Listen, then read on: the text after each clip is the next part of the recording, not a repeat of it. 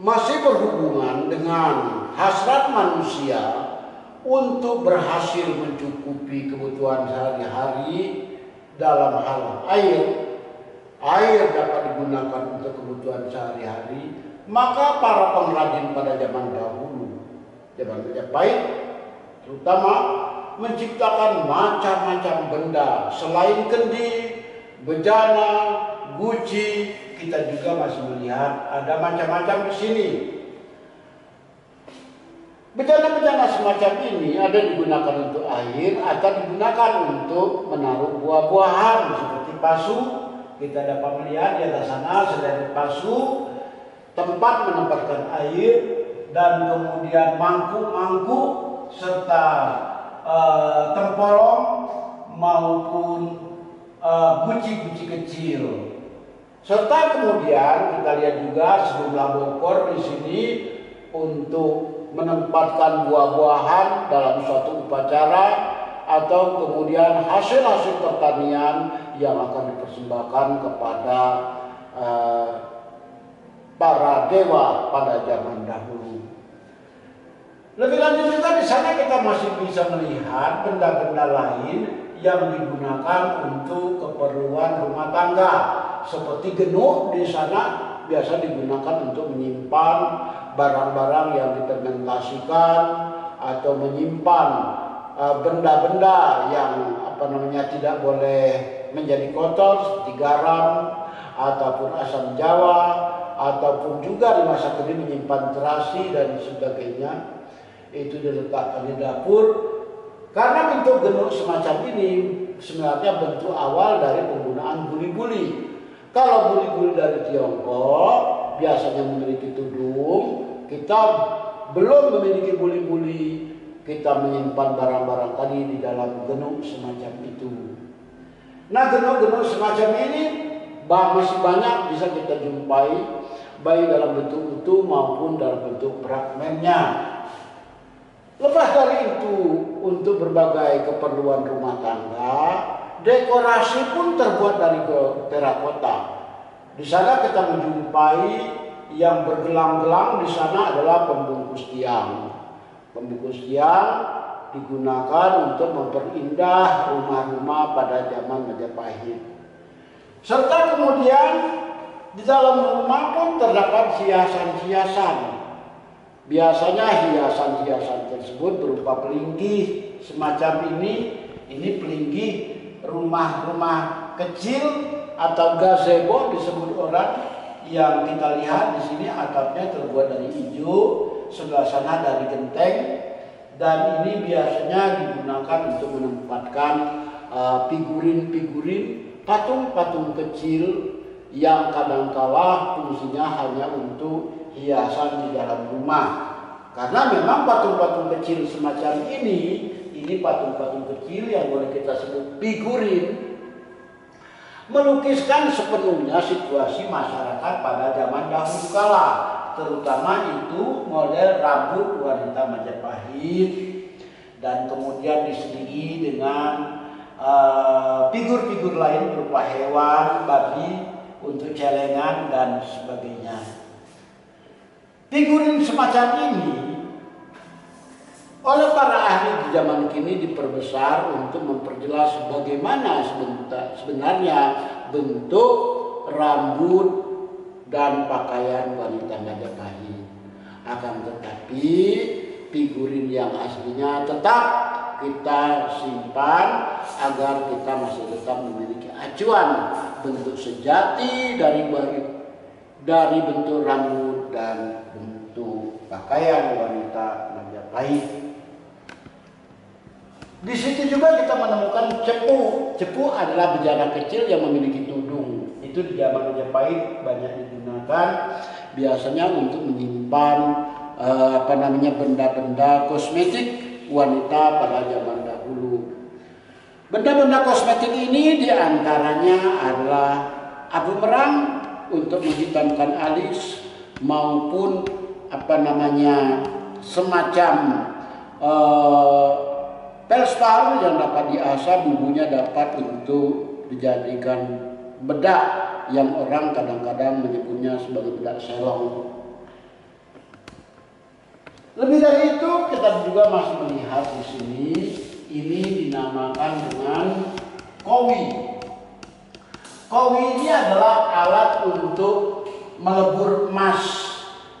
Jadi emas dilebur atau logam dilebur untuk mencairkannya di atas dalam suatu bara gitu, dan bara emas atau logam yang cair tersebut dituangkan ke dalam kowi. Dari kowi dapat dituangkan ke tempat lain, dicetakan dan sebagainya.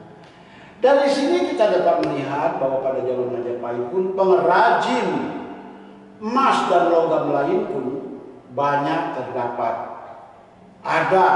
Telah ada pada zaman Majapahit.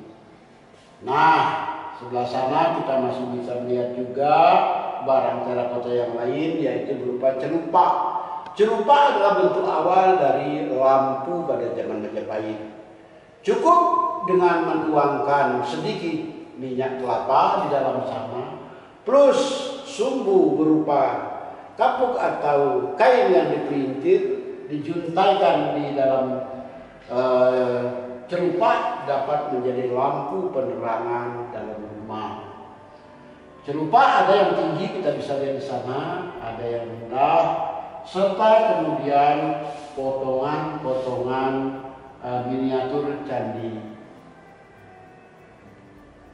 Potongan miniatur candi semacam ini banyak terdapat di Majapahit, berasal dari miniatur candi seperti itu.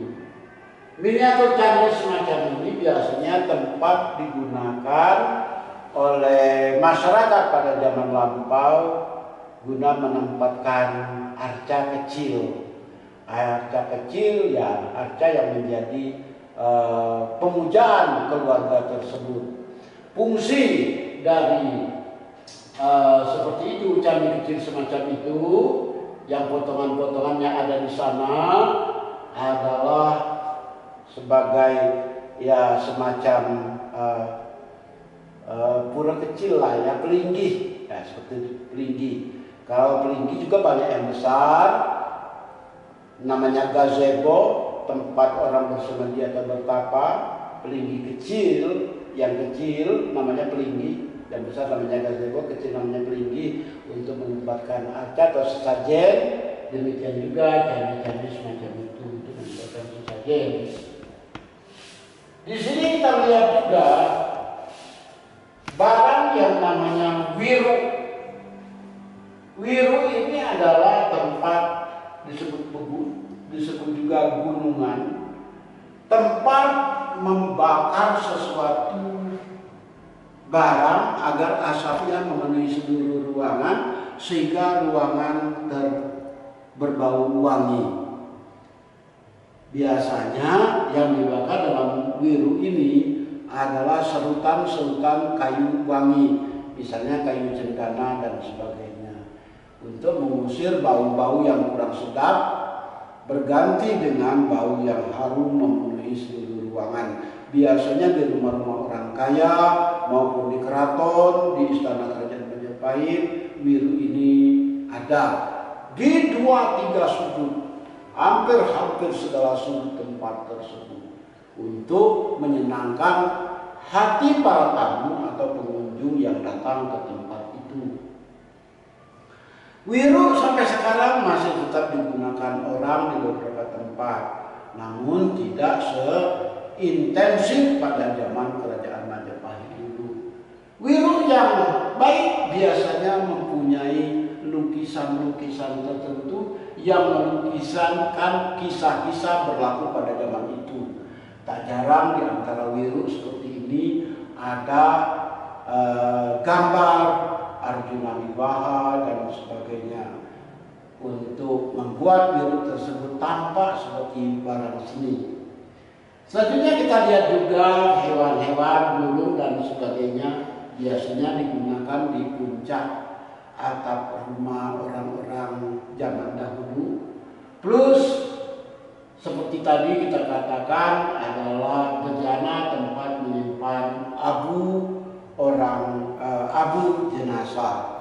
Pada zaman Majapahit jenazah ini banyak dibakar seperti umumnya penganut Hindu.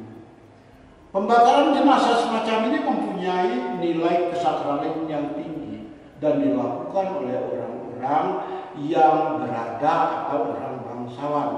Rakyat jelata tak pernah tercatat melakukan hal tersebut dan kesakralannya pun dianggap kurang. Karena apa? Karena kehidupan mereka yang begitu papa dimungkinkan.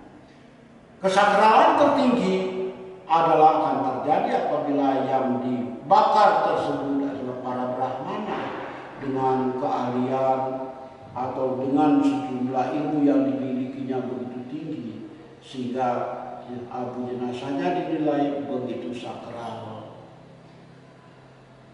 Lebih lanjut, di dalam bejana-bejana ini terdapat juga siapa yang dibakar tersebut.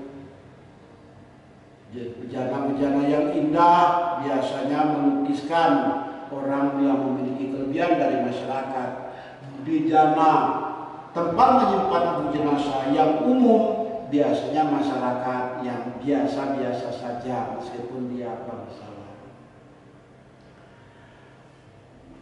Berlanjut, terakota juga menyangkut di sana bejana untuk perniagaan luar negeri. Ini bukan bikinan Majapahit. Itu adalah bejana tempat menyimpan air raksa. Air raksa yang datang dari Tiongkok, dari India dan sebagainya disimpan dalam bejana seperti itu untuk digunakan dalam berbagai kegiatan industri rumahan atau pengolahan logam di Majapahit. Alhasil kita bisa melihat seluruh aspek kehidupan, seluruh benda yang berkenaan dengan kegiatan rumah tangga, kegiatan sosial Majapahit, kegiatan seni, banyak yang terbuat dari terakota sebagaimana yang ada di sini.